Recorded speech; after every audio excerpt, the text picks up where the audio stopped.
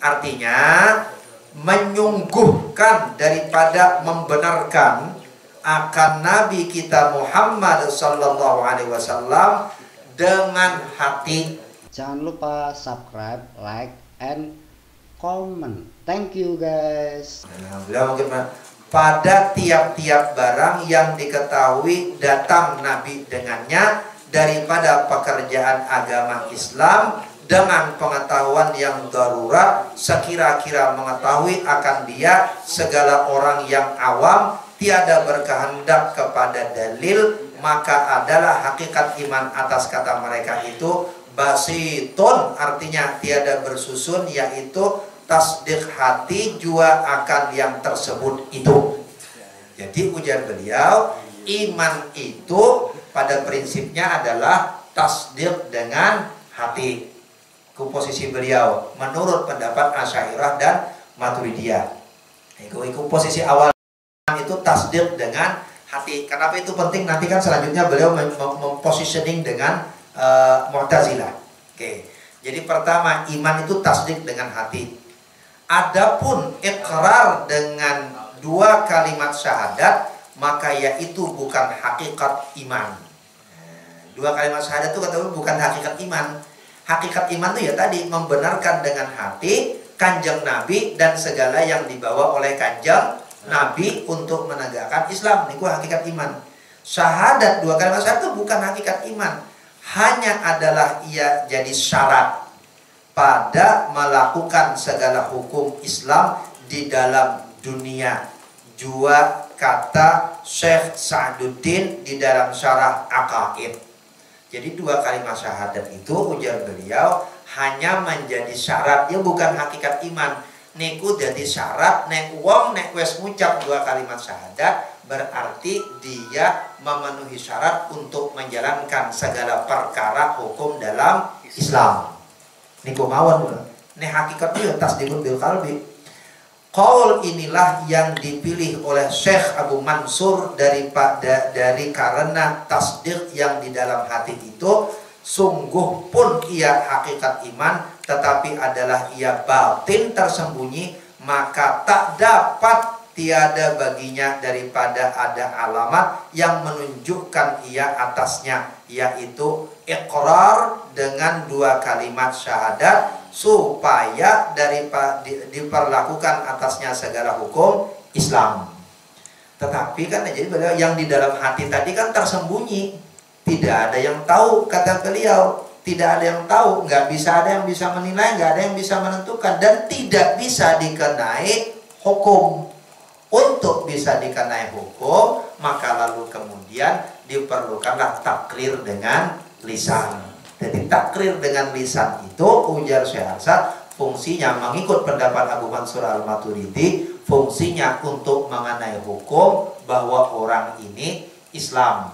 Ini orang bisa dikenai karena sing di dalam hati tadi orang dia sifatnya tersembunyi. Nah, tersebut ia daripada pada mana tadi habisnya supaya diperlakukan atasnya segala hukum. Nah, di dalam dunia maka atas qaul ini barang siapa ada di dalam hatinya tasdik akan yang tersebut itu di dalam Islam, di dalam dunia. Harusnya disetopnya di sini tadi. Segala hukum Islam di dalam dunia. Nah, jadi di dalam dunia. Maka ujar beliau atas qaul ini dengan pendapat ini barang siapa saja ada di dalam hatinya tasdik. Jadi nantinya ada tasdik membenarkan ini tadi dan adalah tasdik akan yang tersebut itu. Jadi tasdik dengan Kanjeng Nabi tadi, dengan segala yang disampaikan Kanjeng Nabi, dan ada pada lidahnya ikrar, lalu kemudian dia mengikrarkan lisannya dengan dua kalimat syahadat, mengucapkan dua kalimat syahadat, maka orang itu mukmin. Baru dia dianggap sebagai mukmin. Orang itu mukmin ia pada batin, yakni pada pengetahuan Allah Ta'ala, karena diperoleh hakikat iman, yaitu tasdik. Jadi dia iman pada batin karena dia dalam pengetahuan Allah, bukan pengetahuan manusia, karena hak ada ini. Dan mukmin pula ia pada zahir, zahirnya dia juga mukmin, yakni pada pengetahuan manusia, karena ada baginya alamat yaitu ikrar. Jadi di pengetahuan Allah dia mukmin, di pengetahuan manusia dia mukmin. Jadi Syekh Arsyad membedakan dua itu. Nanti perbedaannya itu jelas di saudara. Jadi itu dibedakan antara mukmin dalam pengetahuan Allah dan mukmin dalam pengetahuan manusia. Tetapi hakikat iman ada yang mana? Hakikat iman mukmin pada pengetahuan Allah, bukan pada pengetahuan manusia. Oke, nah.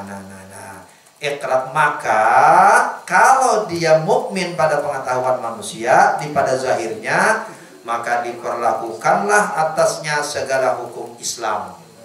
Nah, baru dia dikenai hukum di dalam dunia ini, yakni sah dinikahkan ia dengan orang Islam, dan sah jadi imam sembahyang, dan dimakan sembelihannya, dan disembahyangkan atasnya apabila mati ia, dan ditanam ia pada tempat penguburan Islam, dan diwaris oleh perbuatannya oleh kerabatnya yang Islam, dan barang sebagiannya daripada segala hukum Islam, dan barang siapa oke, sampai situ. Jadi karena itu maka dikenai hukum. Nah, ini yang menarik.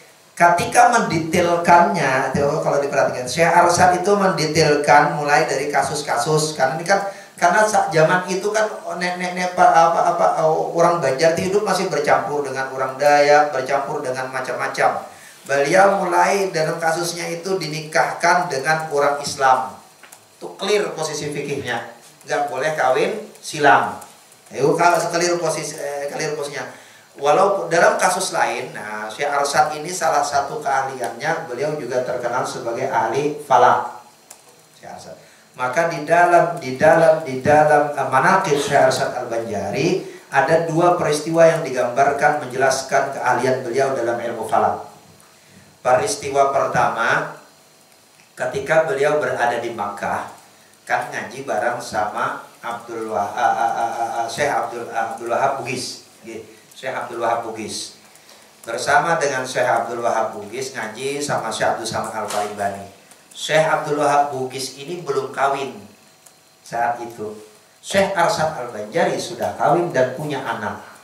Akhirnya di Makkah, Syekh Arsyad Al-Banjari dengan menggunakan fikih wali mujbir, tanpa kehadiran si anak, menikahkanlah anaknya dengan Syekh Abdul Wahab Bugis.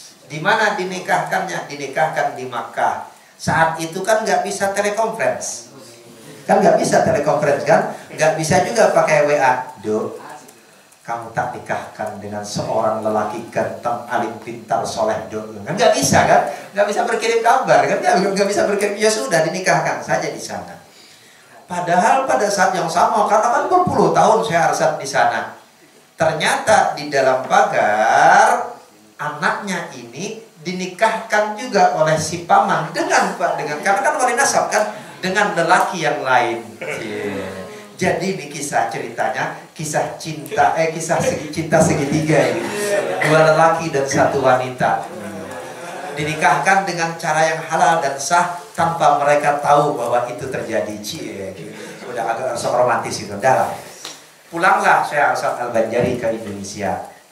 Bersama dengan siapa? Satu demi satu kan teman-teman pulang ini kan berhenti di tempatnya masing-masing. Daud Al-Fattani berhentilah di Fattani. Syekh Abdul Samad Al-Falimbani berhenti di Palembang, walaupun akhirnya juga menyeberang ke Fattani kan, ikut perang di Fattani sampai meninggal di Fattani. Muhammad Al-Bantani berhenti di Al-Batawi berhenti di Betawi. Syekh Abdul Wahab Bugis kudunya kan pulang ke Makassar.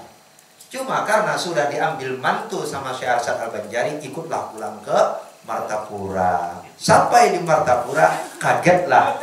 Ternyata sudah nikah dengan orang. Waduh, ini. Dan dia cara jalan keluarnya. Akhirnya dihitunglah oleh Syekh Arsyad Al-Banjari pakai ilmu falak. Cet. Harinya sama Jumat. Wow. Pripun niki, harinya sama, tanggalnya berdekatan. Akhirnya dihitung pakai falak. Ternyata pernikahan yang di Makkah berlangsung lebih awal daripada pernikahan yang di Martapura. Secara hukum maka gugurlah pernikahan yang di Martapura, berlanjutlah pernikahan yang di Makkah. Syekh Abdul Wahab Bugis terus menetap di Martapura. Anak Syekh Abdul Wahab Bugis inilah yang kemudian bernama Fatimah. Fatimah inilah yang mengarang kitab Farukunan Basar Melayu. Kalau ada orang Sumatera, orang itu pasti kenal dengan kitab itu. Itu kitab fasolatannya orang Melayu sampai sekarang. Orang Melayu kalau di Jawa kan pakai fasolatan gitu. Fasolatannya orang Melayu itu Farukunan Basar Melayu, ditulis di situ, dikarang oleh Mufti Jamaluddin, anak dari Syekh Arsyad Al-Banjari, padahal dia dikarang oleh Fatimah. Fatimah cucu Syekh Arsyad lewat Abdul Wahab Bugis. Jadi ya muncullah cerita macam-macam, ihtiraman sama lelaki, atau saat itu memang tidak lazim perempuan mengarang kitab, maka akhirnya kitab itu disandarkan kepada Jamaluddin yang sebenarnya adalah paman dari Fatimah binti Abdul Wahab Bugis. Kitab dan kitab ini dibaca sampai sekarang. Kemana-mana orang ya baca Farukunan ini. Makanya saya sempat berpikir, menarik sebenarnya membaca kitab itu, jadi karena itu sangat syafi'iyah sekali gitu kan. Yang mau kitab itu ya tarawihnya ya 23 nih. Yang macam itu walaupun saya tahu bagi kita 23 itu alasannya bukan syafi'i tidak syafi'i. Ini alasan efisiensi. Alasan macam-macam sekarang. Iya kan, efisiensi kan. Insyaallah saya ini keburu dingin nih. Sudah dingin, kalau itu saya minum aja lagi.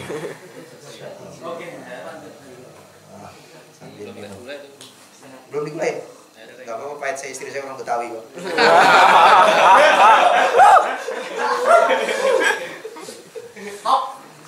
Ada orang Betawi kan? Orang Betawi punya ya kan? Oh iya. Mana orang Betawi sama Sunda sama kan?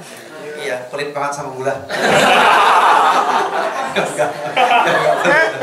Agak pelit.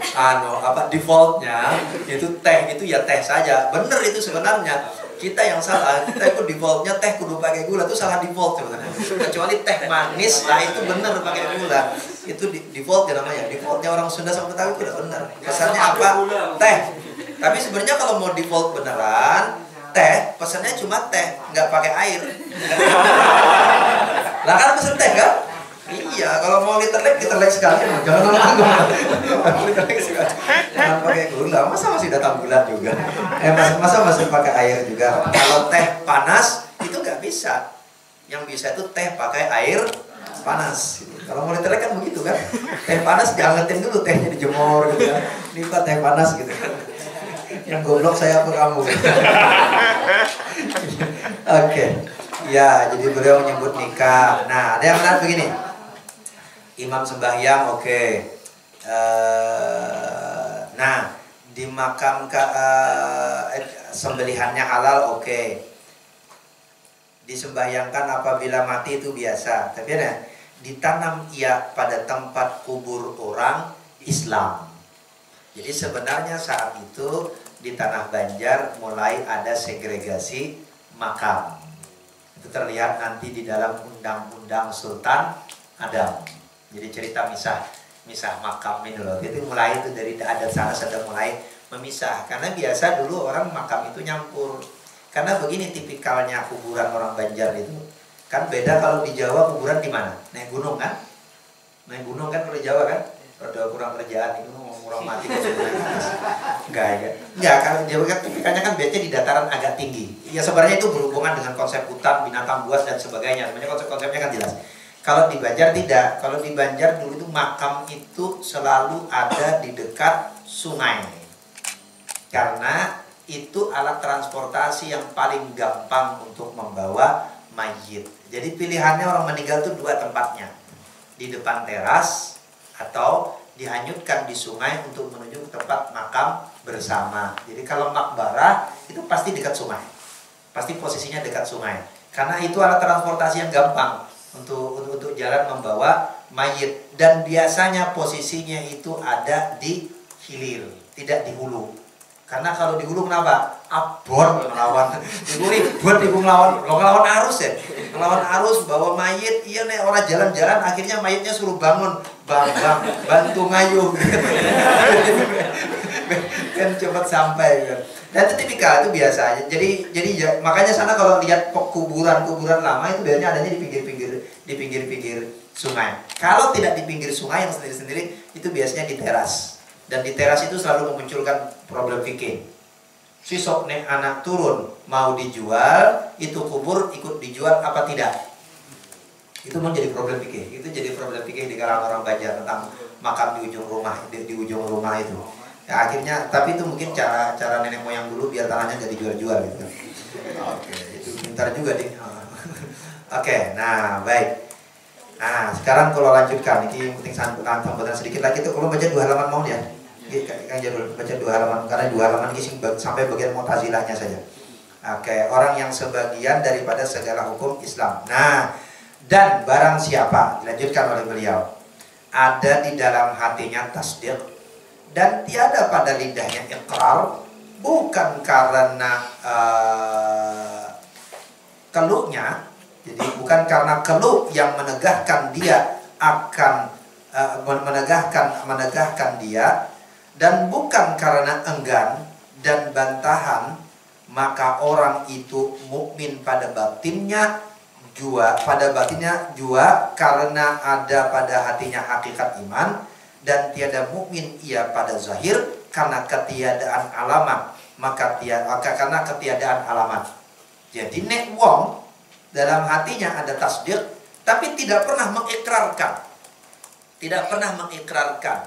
Tapi tidak mengikrarkan ini bukan karena lidah keluh, bukan karena juga menolak, membantah, menolaknya, bukan karena menolak, bukan karena membantah, bukan karena dia tidak mau, maka orang ini dihukumi mukmin pada batin tapi tidak mukmin pada zahir.